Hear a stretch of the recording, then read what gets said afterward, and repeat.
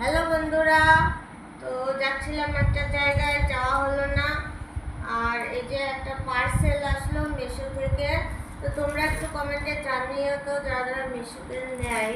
তো এটা আমি একটা ছোট্ট গ্যাস সিলিন্ডার, মানে যেটা দেখাচ্ছিল গ্যাসের সঙ্গে ওভেন, তো এটা শুধু ওভেন দিয়েছে। দেখি গ্যাসটা আলাদাভাবে নিতে হয়। এখন তো গ্যাসটা দেখাচ্ছিল বলে সবটা মিলে 321 টাকা বলেছিল, কিন্তু এখানে আমি দেখছি যে শুধু এইটা এসেছে, ওভেনটা এসেছে।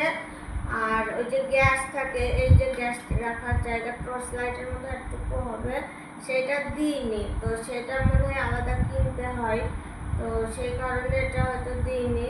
তো এটা খারাপ, আমার কাছে খারাপ লাগছে না, তবে যতক্ষণ না জ্বালিয়ে দেখা যাবে, বোঝা যাবে না। আর এই সিলিন্ডারটা কোথায় পাওয়া যায় যদি আপনাদের জানা থাকে একটুখানি কমেন্টে জানাবেন।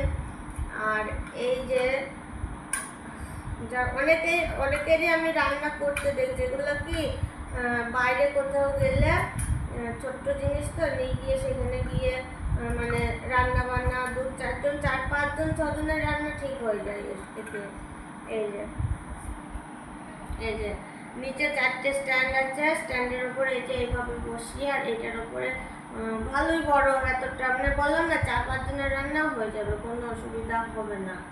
তো এটা মেনলি নেওয়া হয়েছে যদি বেড়াতে যাই, সেখানে গিয়ে আমরা এটা দিয়ে রান্না করতে পারবো। আবার আপনাদের দাদাভাই মাছ ধরতে যাই, ওনারই নেওয়া, মাছ ধরতে গিয়ে কিনে খেতে হয়। তো একটু আলু সিদ্ধ ভাত নিজেরা করে খেলেও খরচটাও কমে, খেয়েও তৃপ্তি পায়।